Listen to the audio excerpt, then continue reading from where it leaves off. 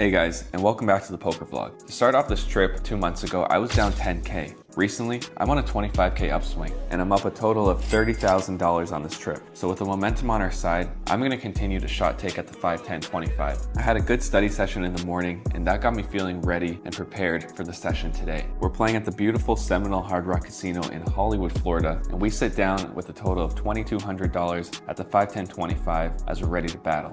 I was card dead for like the first hour of this session, but that's not an issue because that allowed us to pick up some player reads from other opponents at the table, which will help us in future hands. The first playable hand we get is Jack 10 offsuit, and we're in the $25 straddle. The button player opens $75. He's a pro who I've been seeing playing here this whole trip, and I make the call on the straddle here, so we're heads up. Flop comes out Jack of clubs, deuce of diamonds, 3 of spades. Pretty dry flop, we hit top pair. I check it over to him, and he goes for a C bet of $50. This is a range bet, so I assume he's doing it with almost his entire range here. I make the call. The turn comes out, and it's the queen of clubs, bringing in the backdoor flush draw.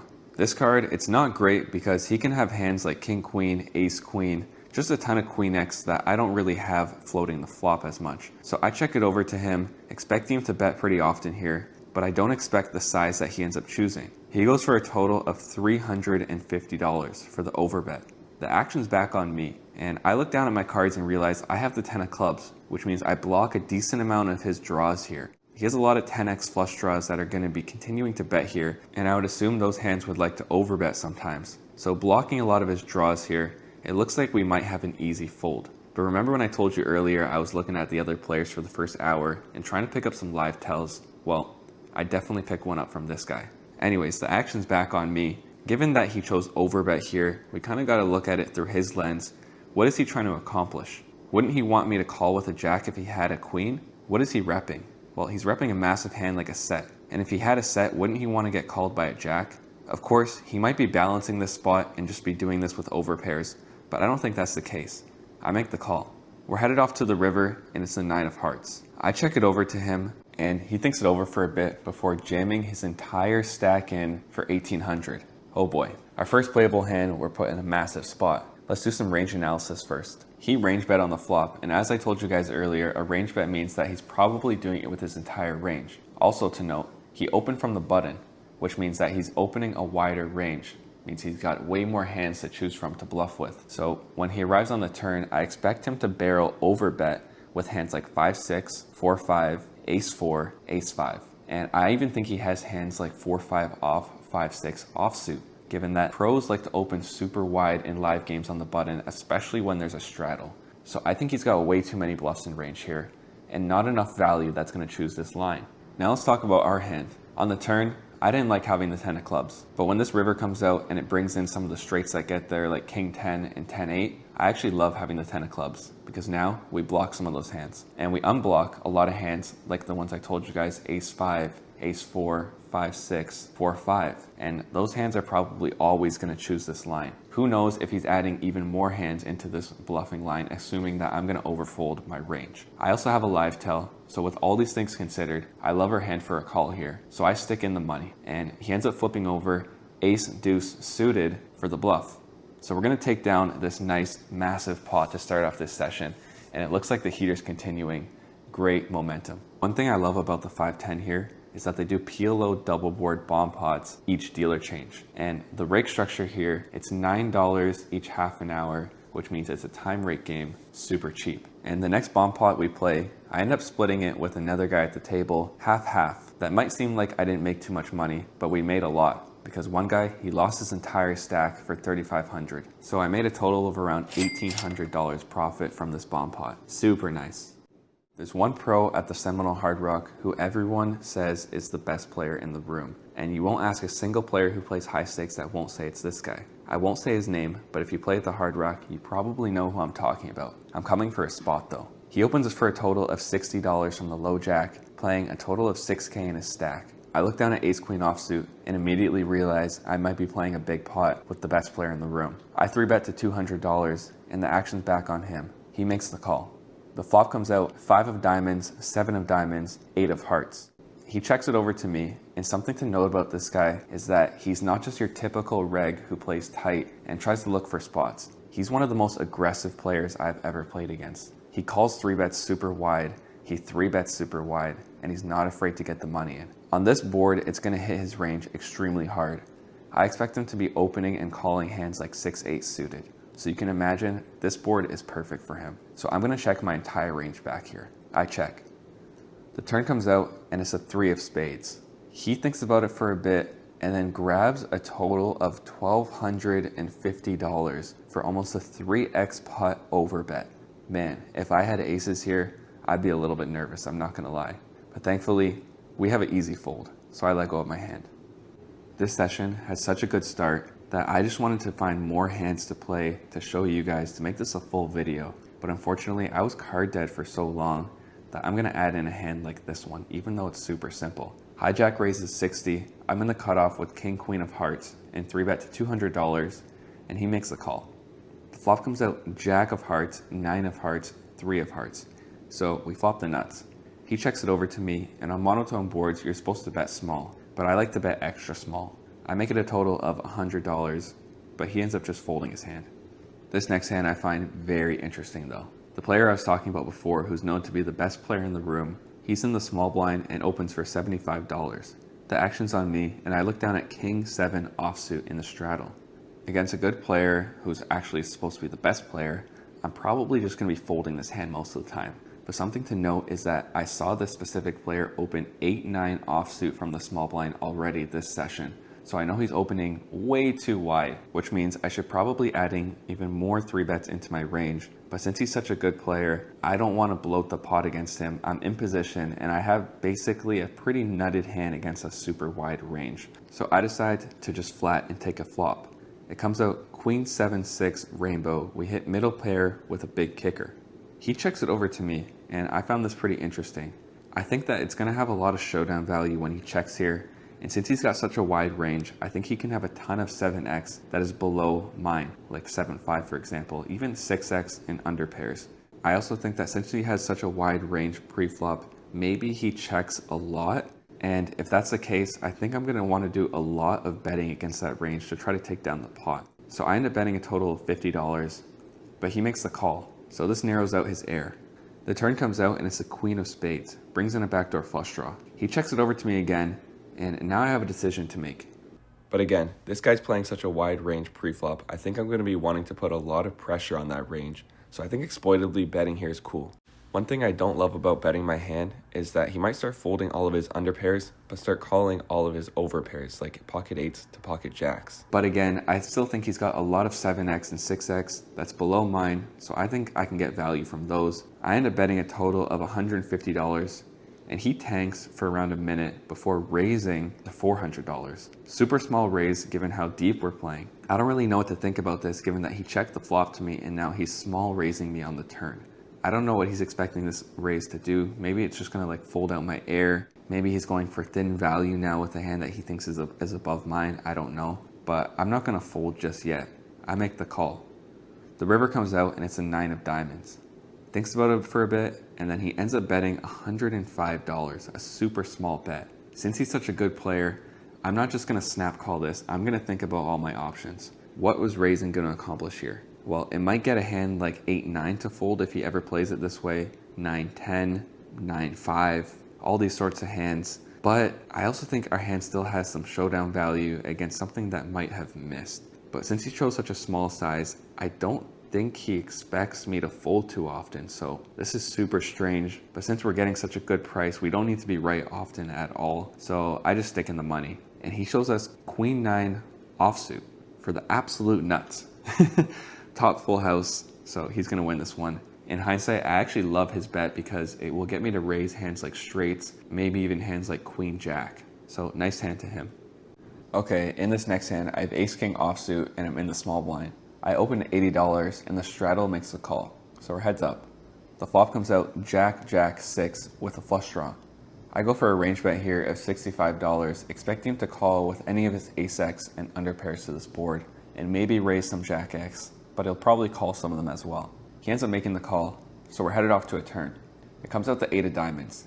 Something that I've noted is that especially in live games, when you range bet out of position in these sort of spots, players in position like to float extra wide.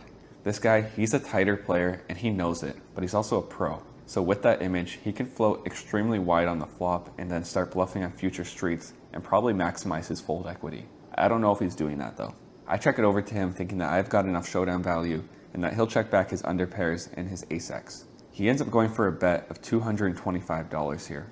With the mindset that I had going into the turn here, I'm not going to be folding yet because I feel like I might know what he's doing, so I make the call. The river comes out, the 3 of clubs, I check it over to him again, and now he bets $750. He's now basically saying I have a jack or nothing, but I think he would shut down a lot on river, so I'm just going to make the fold here.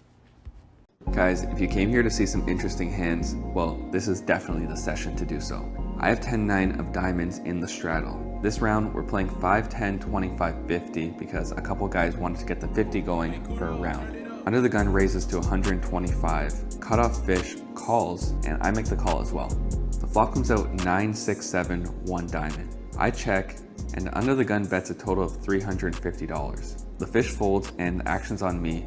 Something to note here is that this guy is slightly tighter and he bet pretty massive on a board that's going to favor me and the fish's range. I actually don't love this, but since we have a backdoor flush draw, we have top pair and a straight draw to go with it, I do not think I can fold yet. So I make the call. The turn comes out and it's a jack of spades. This card is also going to hit me pretty well because I could have 10 jack. I check it over to him and he checks it back. The river comes out and it's a jack of clubs, another jack. I think about all my options here for a second. He bet huge on the flop, and then he checked back the turn. Maybe he was a little bit scared that I could have some sort of trap, or now I can have a hand like 10 jack. I think he's got a lot of pocket 10s here, ace 9, king 9, queen 9. So I actually feel like I'm just behind. I don't think he would bet massive on a board that doesn't favor him with just nothing. So I'm going to turn my hand into a bluff here and go for a large size. I bet $1,100 here. And I think he would assume I would never do this with a hand like 7-8, pocket 8s, and 9-10. So I actually think he might fold his entire range here. He tanks for a while and then ends up letting go of his hand. So we're going to take this one down. And he actually tanked for like a minute and a half, so I do think that we were beat.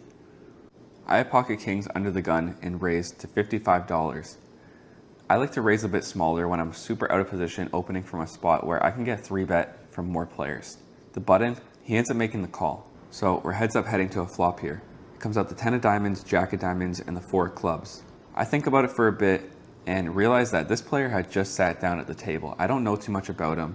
He looks like a recreational, but you never know. So I just check it over to him, expecting him to maybe do some betting, and I play the safer route when I don't know the player type. He ends up going for a bet of $150. So he basically bets the full size of the pot.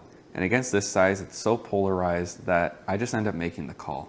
Sure, I could raise here assuming that he doesn't really have too many sets, and maybe he wouldn't bet such a massive size with a set, but I don't know that for sure. The turn comes out and it's the 8 of diamonds, bringing in the flush. And this is why check raising would have sucked, because when it's a board like this that has so many draws and the board can change so drastically on the turn, it puts us in a really tough spot when we make the pot huge and we're out of position.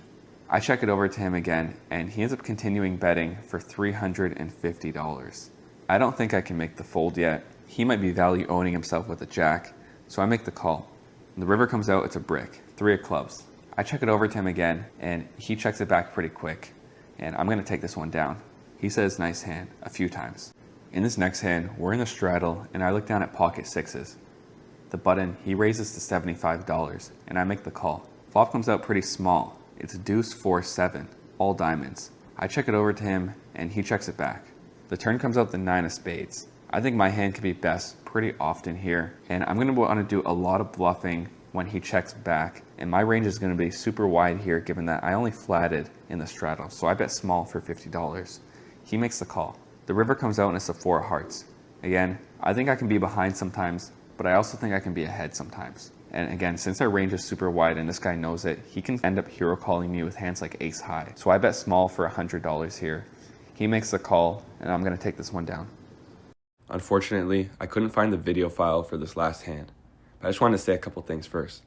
I'm back home in Toronto now, and I wasn't able to post last week either because I was on the road and I couldn't download the files. So a lot of traveling was done, as you can imagine, a 24-hour ride back. And I just want to say a huge thank you to everyone who supported me so far. I've been loving this journey and I have a ton of videos on the way. So with that being said, I hope you guys enjoyed this last hand. And unfortunately, I will not have the live played version, but I do have the graphics for it. All right, heading into the last hand of the night here. I hope you guys have enjoyed this video so far. This is probably my most fun session that I played within the whole trip, given the hands that were played, the opponents that I was playing against, and just the overall action at the table. I've got pocket nines and I'm in the hijack and I raised it up to $125. Why so big? Well, the $50 straddle's back on. There's one guy at the table who says, I'm not gonna put the 25 on unless we do a full round of 50. Every time we do a round of 50, then I'll do 25. Interesting guy. But you know, that's his rule. And apparently he's clearly table captain. So that's what we're doing here. Small blind, he goes to $350. This guy's a recreational who sat down around 20 minutes ago and has been playing somewhat average so far. The action's back on me and I don't see any other option here other than making the call. So we're headed off to a flop. And it comes out 9-6 deuce rainbow. Just the dream spot against a recreational who's 3-betting you. We're in position here. The session has already gone great, and I'm just trying to keep a straight face at this point. Especially after he bets a total of $550. He basically goes full pot here. I debate just getting the money in with him now, hoping that he has some sort of overpair. Because if he ever has a hand like pocket jacks, pocket tens, or queens, and a king or an ace comes out, he could be scared. You never know. But I think I'm just going to want to play slow play here because he also could have a hand like ace queen, ace king, and maybe if he hits those, it's better for us as well. The turn comes out and it's a 10 of clubs. So the most obvious draw gets there, but obviously he probably doesn't have it. He bets a total of $1,200. Now I'm just hoping he doesn't have pocket tens. I make the call. The river comes out the 5 of hearts. He only has $600 left. He puts it all in the middle. I call and he shows us pocket eights. So just an absolute gift here, and seems like we run pretty good at the 5, 10, 25. That's gonna wrap it up. Honestly, I could be like, guys, we just made 10,000, we're up, blah, blah, blah for the trip. For some reason, it feels good. It feels like an accomplishment. Sometimes it's hard for me to take it all in, but I'm very happy, very humble. I know how this game works. One day you make 8K, the next day you lose 6. So obviously it feels great. It feels like I'm invincible right now. That's how you feel when you're on a big upswing, but gotta stay humble, gotta stay true to the strategy. Nothing changes. I go into every day with the understanding that I can lose. But with all that being said, we are currently up a total of 40,000 on the trip, which is obviously, it's very good. It's very good. As you guys know, I went on a 10K downswing. I had 5K left with me. I had 5K left. And from that 5K, I've ran it all the way up to 50K. 10X. Can't ask for any better than that. Obviously, as I said, like tomorrow could be a new day, but let's just keep running it up. Cheers if you're eating Chick-fil-A.